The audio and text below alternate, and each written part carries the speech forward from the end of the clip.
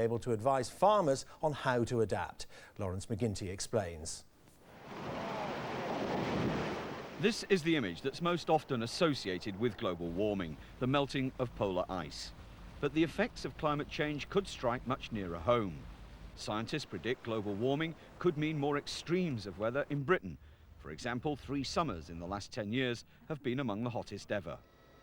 Individual extreme events like the spring floods last year might not be caused by global warming, but we'd be foolish to ignore the trend. That's why the government is setting up a new research institute. Well, it would look at it, for example, issues like is there a risk of more flooding and, say, erosion of coastal areas? So it would look at that problem, and then what are the implications of that and what could we do about it? Coastal erosion is already a massive problem. This hotel in Scarborough simply collapsed into the sea 6 years ago. The Thames Barrier swings into action twice a year on average to protect the capital against floods. By the end of the next century, operators will need to use it almost every day. The new centre will investigate ways of protecting against extreme events like last week's tornado in the Midlands. But climate change doesn't always spell doom and gloom, as it seemed to in the depths of the 1987 hurricane. A warmer climate could, for example, encourage crops that currently don't thrive in the British climate.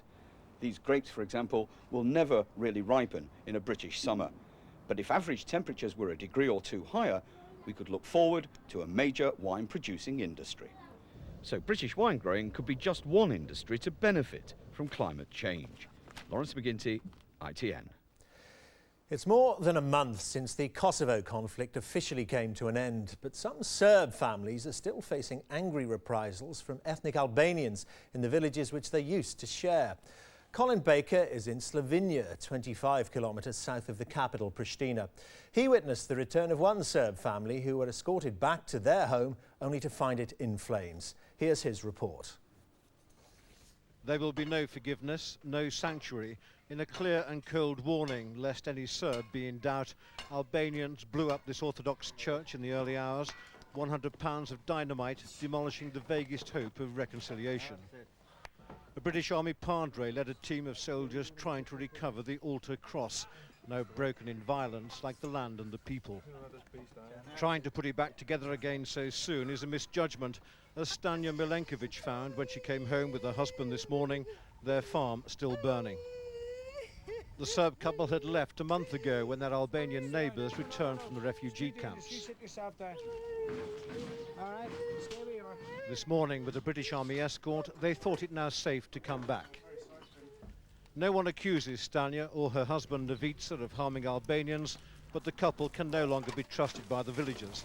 If they haven't got a house, they have nothing to come back for. Navica knows there are not enough NATO troops to protect everyone. House burning is a daily occurrence. So the Milenkovic's have no choice but to pack what they can salvage and return to the next village to seek shelter from friends. It's doubtful if Stanja or Navica Milenkovic will ever return home. Kosovo's wounds will take more time than perhaps they have to show signs of healing. The losers and the weak must pay. It is the unwritten law of the Balkans. And it is also the only law which applies equally to both Serb and to Albania. Colin Baker, ITN, Central Kosovo. The British Gurkha killed by a bomb in Kosovo. This wants to put behind her the horror of the crash she survived with serious injuries. But following the family's claim against the other driver for her medical bills, he's now seeking £250 compensation for his wrecked van and lost earnings. It's just like a big slap in the face. You know, it was an insult with 2.5 months that he got sentenced to anyway. You know, I mean, it's just a loophole in the law. Martin Rose, who had previous convictions for drink driving, was jailed for refusing to provide a blood sample, saying he feared needles. After the crash, he failed a roadside breath test and was found to have no valid driving licence. Road safety campaigners are outraged by his damages claim. The case needs to be thrown out, and I would be very disappointed if the insurance companies just coughed the £250 and said, well, here is an ex gratia payment. Martin Rose said through his solicitor he'd no wish to cause any distress, but wants due compensation after the coroner cleared him of blame for the accident. Emma Lucas wants to rebuild her life, a life now without parents or a brother. Sue Saville, ITN. There were bitter complaints today from competitors in the Open Golf Championship at Carnoustie. They've been finding out of a tall order. It's feeding time at Edinburgh Zoo. For the giraffes, that means willow leaves. For scientist Christopher Viney, it's a chance for unique medical research. He's hoping these animals will leave deposits of saliva as they eat.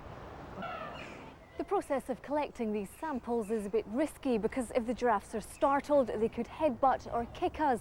In the wild, that kick is strong enough to kill a lion, which is why we're up here on this embankment, at least out of the way of the hooves.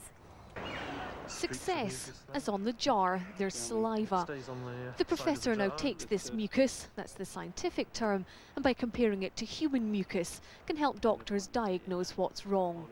You might have a condition like cystic fibrosis, or asthma, or an ulcer, or indigestion, or there might be infertility. Now, all these conditions can sometimes be due to mucus not behaving itself. These animals may help him develop new treatment, or who knows, even some cures. For a scientist laughed at for studying saliva, the prospect of a medical breakthrough is mouth-watering. Linda Kennedy, ITN, Edinburgh Zoo. And that's it. We leave you now with the images of the day.